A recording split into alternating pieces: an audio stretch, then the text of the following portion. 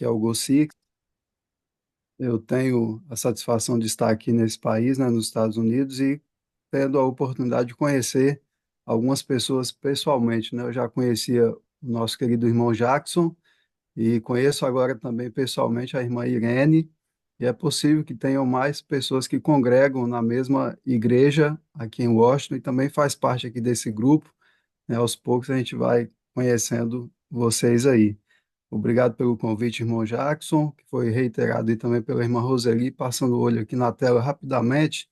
Eu não consegui visualizá-lo aqui, mas é sempre uma alegria podermos estar juntos. E nessa manhã fomos abençoados também através da oração da irmã Maria do Socorro, né? O salmista diz: eleva os olhos para o monte, de onde me virá o socorro, né? Nessa manhã nós tivemos E o ninguém nosso pode socorro esquecer de mim, através pastor. da oração da Pastor, nossa. ninguém pode esquecer de mim por causa desse verso. É isso aí, Eu posso esquecer do Senhor por causa do verso, né? Por isso que a minha mãe colocou esse nome, Deus sabia. isso aí. Deus abençoe e continue apresentando muitas pessoas aí através da oração para receber esse socorro que vem dos altos dos céus e que todos nós necessitamos. Muito bem, queridos, eu quero abrir a palavra de Deus com você nessa manhã, no Evangelho de João, no capítulo 4. João, capítulo 4, e nós vamos ler aqui apenas alguns versos, verso 21 até o verso 24. Você tem a sua Bíblia aí, acompanhe comigo a leitura. Diz assim: Disse-lhe Jesus, mulher, podes crer-me que a hora vem, quando nem neste monte e nem em Jerusalém adorareis o Pai. Vós adorais o que não conheceis, nós adoramos o que conhecemos, porque a salvação vem dos judeus. Mas vem a hora, e já chegou, em que os verdadeiros adoradores adorarão o Pai em espírito e em verdade, porque são estes que o Pai procura para seus adoradores. Deus é espírito, e importa que os seus adoradores o adorem em espírito e em verdade. O Senhor Jesus, aqui no diálogo com a mulher samaritana, que inclusive foi assunto, né, da lição da semana passada, o Senhor Jesus está apresentando aqui para ela a verdadeira adoração e, consequentemente, os verdadeiros adoradores. E é sobre isso que eu quero conversar um pouco com você nessa manhã. Deixa eu compartilhar aqui a minha tela. O tema dessa manhã, não sei se todos estão conseguindo visualizar a tela e alguém pode sinalizar, por gentileza? Tá ok? Ok, adoração, uma experiência real com Deus. Opa, muito bem. Obrigado, meu irmão. Adoração, uma experiência real com Deus. Preste atenção nesse texto de Ellen G. White, no livro Mensagens Escolhidas, em que ela diz assim: se Satanás vê que Deus está abençoando o seu povo e preparando-os para discernir-lhe os enganos, trabalha com sua magistral capacidade para introduzir fanatismo de um lado e frio formalismo de outro, para que ele possa ceifar uma colheita de almas. Então, vocês se perceberam aqui, puderam cientificar de que o texto de Ellen White está falando de dois extremos, dois extremos. O primeiro seria fanatismo de um lado e o segundo extremo, frio formalismo de outro. Então, como nós podemos evitar esses dois extremos, né? Correr do fanatismo e, ao mesmo tempo, evitar o formalismo, né, a liberalidade. É o que nós queremos conversar nessa manhã. Esse autor diz assim: a pregação deve deixar de ser a apresentação de pontos de vista ou representação ou argumentos que podem ser verbalizados. Ao contrário, ela deve tornar-se um vento impetuoso que sopra através da congregação e faz brilhar com uma incandescência que não pode ser ignorada. Então, aqui nós temos um ideal, né, que seria o ideal para um culto, para uma adoração, onde conseguimos perceber a atuação do Espírito Santo e não apenas manifestações de vontade humana. Então, o tipo de adoradores que somos vai definir o tipo de adoração que prestamos. Como eu disse, né, nas palavras de Jesus, a mulher samaritana, ele apresenta os verdadeiros adoradores e, consequentemente, a verdadeira adoração. Se a nossa vida espiritual também está no automático, a nossa adoração será fortemente influenciada e automaticamente refletiremos isso em nosso comportamento, e certamente em casa, no trabalho, nos relacionamentos e, consequentemente, na igreja. Portanto, nós queremos conversar sobre três tipos de adoradores. Qual desses é o ideal? Qual desses nós devemos orar e pedir a capacitação do Espírito Santo para sermos? O adorador religioso, o adorador secularizado ou o adorador espiritual? Certamente você deve já ter em mente qual desses aqui seria o ideal, e a gente vai apresentar as características de cada um deles para que a gente possa confirmar aquilo que nós já temos em mente. Eu não vou perguntar, mas eu sei que você já olhando aqui na tela, você já consegue perceber qual é a adoração verdadeira, o tipo de adorador espiritual ou secularizado ou religioso. Desses três tipos, qual seria o ideal? Então, o primeiro, adoração religiosa, ou o adorador religioso. Esse tipo de adoração, queridos, fica no extremo da experiência com Deus e é baseado em uma plataforma de quase fanatismo religioso. É o tipo de adoração que tenta esconder suas práticas religiosas equivocadas, geralmente desviando a atenção de si para os outros. São pessoas que têm uma prática religiosa, porém sem essência e sem uma experiência real com Deus. Olha que situação, né? É uma adoração religiosa, formalista, né? Uma adoração que tem foco nos outros, no que está acontecendo na vida dos outros, no que está acontecendo na adoração dos outros, na forma como as pessoas ao redor praticam a sua religião. Quais são as características desse tipo de adorador? A sua conduta. Esse tipo de adorador, ele é radical com os outros. Então, ele está a todo tempo observando a vida dos outros, como é que está a vida dos outros, o que os outros estão falando, como os outros estão se vestindo, o que os outros estão comendo. Então, é um tipo de adoração que o foco está no outro, sempre observando a vida alheia. É um estilo conservador. E quando a gente apresenta aqui essas características, você vai perceber que elas não são todas ruins, né? Algumas características são boas e devem fazer parte da vida cristã. Por exemplo, conservador. Isso não é uma coisa ruim, ser um cristão conservador. Um cristão que tem foco na obediência não é uma coisa ruim. Se fosse tirar apenas essas duas características, estaria dentro de um ideal de adoração. Porém, o que vem acompanhado desse estilo conservador, desse foco na obediência, é o que acaba complicando esse tipo de adoração, porque a obediência nós sabemos que é dever de todos nós, né? Todos nós precisamos ter foco na obediência. O problema é quando interpreta-se a obediência como um meio para conseguir a salvação. E nós entendemos muito bem na palavra de Deus que obediência nunca vai ser um meio de salvação, uma forma de salvação, mas sim o produto dela, ou o resultado dela. É a salvação que produz obediência, não é a obediência que produz salvação. Só que o tipo de adorador conservador, radical, ele vai ter esse foco na obediência como meio de se alcançar a salvação e, naturalmente, vai se colocar numa posição de superioridade com relação aos outros, que vai trazer esse sentimento, que é o sentimento de orgulho, né? O princípio desse tipo de adorador é dogmatizar aquilo que é espiritual.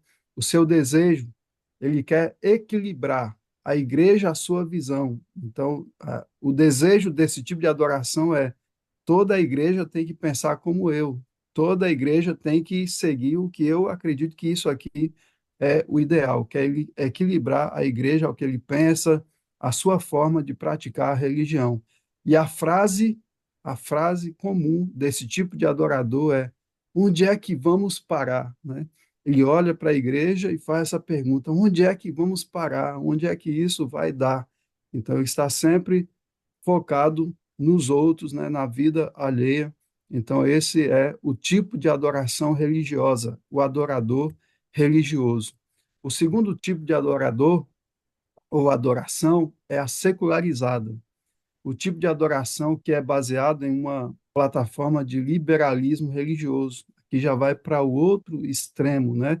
O frio formalismo que mencionou a senhora White no livro Mensagens Escolhidas, né? Esse tipo de cristão geralmente adota um perfil de adoração em que tenta minimizar suas práticas religiosas equivocadas, em nome do contexto atual e moderno, desviando a atenção do assim diz o Senhor para o assim é que eu penso, ou é assim que eu penso. Veja esse tipo de adorador. Então, para ele, o mais importante é o que ele pensa, ele não está comprometido com os princípios cristãos, os princípios da fé. Se ele pensa diferente, ele acha que é assim que deve ser, né?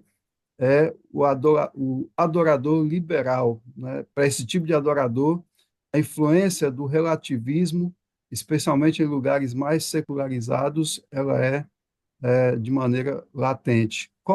Quais são as características desse tipo de adorador? Como é a sua conduta? Ele é contra os radicais, naturalmente. Ele vai ficar do lado oposto, ele olha para os radicais e diz: esses fariseus, ele está a todo tempo em choque, né? No embate ali contra os radicais, ou que ele considera, né, radicais na igreja. O seu estilo é um estilo liberal, né? O estilo de pode tudo, né?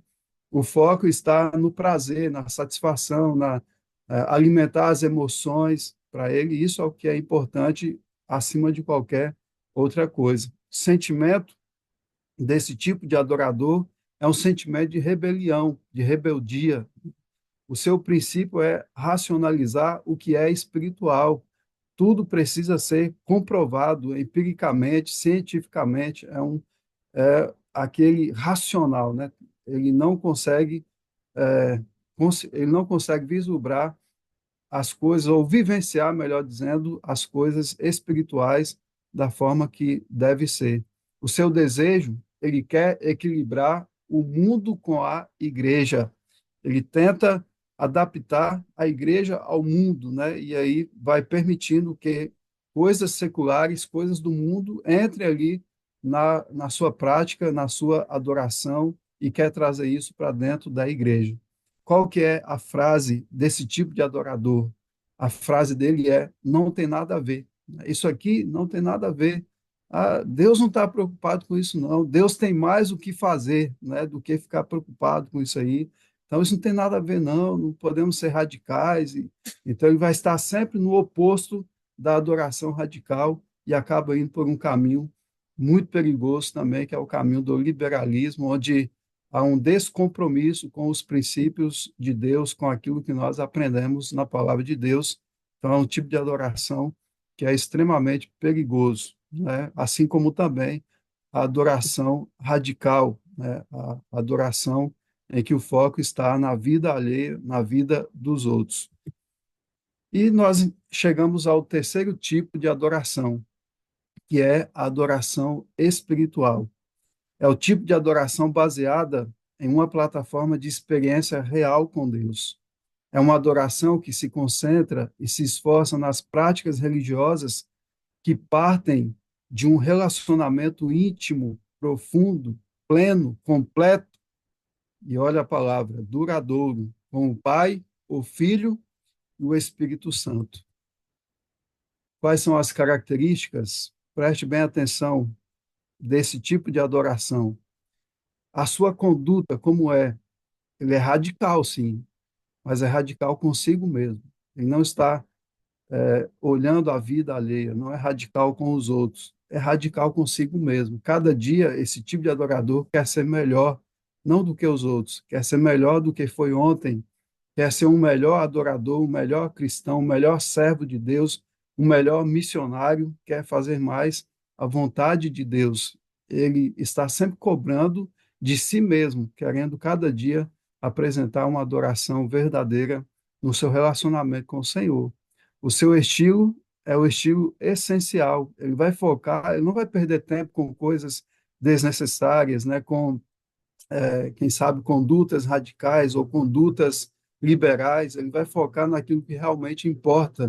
O seu foco é baseado no amor, as suas atitudes, a sua fala, a sua conversação, até mesmo quando tem que repreender alguém, tudo vai partir do princípio do amor. Tudo que ele faz é porque ele ama, é porque ele quer o bem, é porque ele ama a Deus acima de todas as coisas e ama ao próximo como a si mesmo. Qual é o sentimento desse tipo de adorador? Embora seja muito radical consigo mesmo e queira cada dia ser um melhor adorador, mas ao mesmo tempo o seu sentimento é de indignidade, reconhecendo que não tem méritos, reconhecendo que somente Cristo é o seu Salvador, reconhecendo que se não for a graça de Deus, jamais vai conseguir alcançar o reino dos céus, a Canaã celestial. O seu sentimento é de indignidade.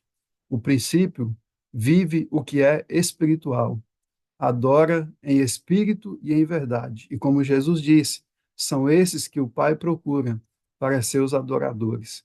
O seu desejo qual é? Ele quer equilibrar, ele não quer equilibrar o mundo com a igreja com o mundo. O seu desejo é equilibrar a sua vida com o céu. O seu parâmetro é o céu, e ele deseja equilibrar a sua própria vida com o céu, vivendo aqui na terra um pouco do que vai viver por toda a eternidade. Qual é a frase? Talvez alguém chega para esse tipo de adorador e traz problemas, situações, fala mal do irmão fulano, irmão ciclano, e ele diz assim: vamos orar. Essa é a sua frase. Vamos orar. Vamos colocar nas mãos de Deus. Vamos apresentar ao Senhor. O que eu posso fazer nesse momento é apenas orar. Então, esse é o tipo de adoração espiritual. Qual dos três seria o ideal? Nós devemos cuidar para não repetir o que aconteceu com os judeus, especialmente na época de Jesus, os quais tinham forte aparência de adoradores, porém se tornaram meros religiosos, importando-se mais com a forma de adoração do que com aquele que é o centro da adoração e deveria ser adorado, que é Jesus Cristo, nosso Senhor e Salvador. Adoração que parte de um adorador espiritual é reflexo da sua experiência com o Criador, do seu relacionamento íntimo com Deus. Essa é a verdadeira adoração. Religião, queridos, não é limitar-se a formas e cerimônias exteriores. A religião que vem de Deus é a única que vai nos levar para Ele e está fundamentada na palavra de Deus, né? No assim diz o Senhor. E é essa adoração que nós precisamos buscar e que não é fácil, é desafiador, mas é a nossa luta dentro de um processo que chama-se santificação. E é o Espírito Santo que nos capacita para isso. É pelo Espírito que toda prece sincera é ditada. E tal prece é aceitável a Deus.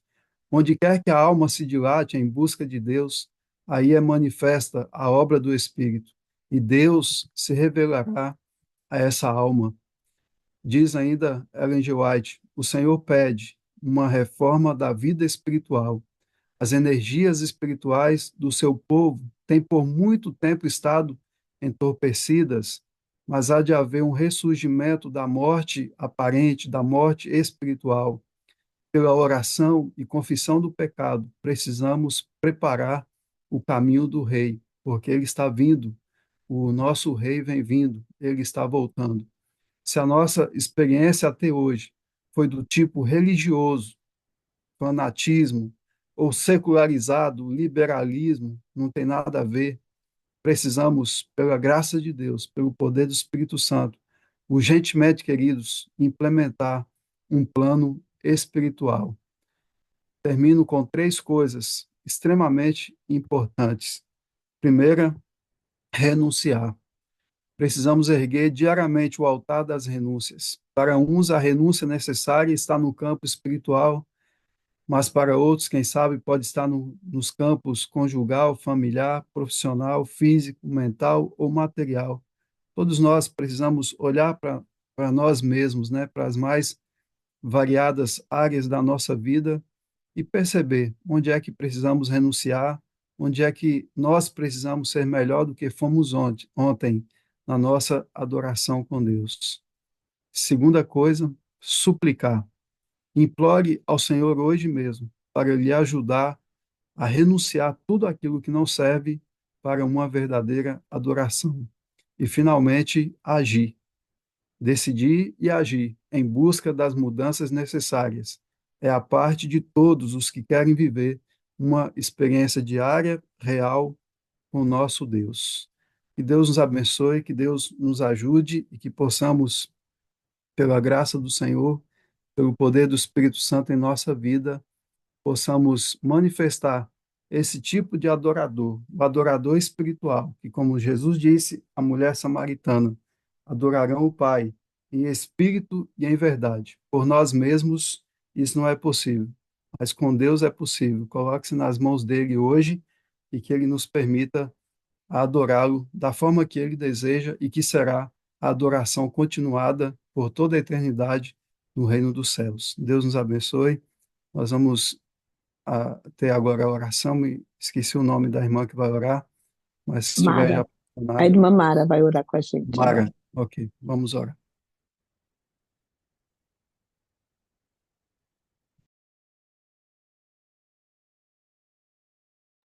Mara, teu telefone está desligado. Aí. Bom Deus, o Pai,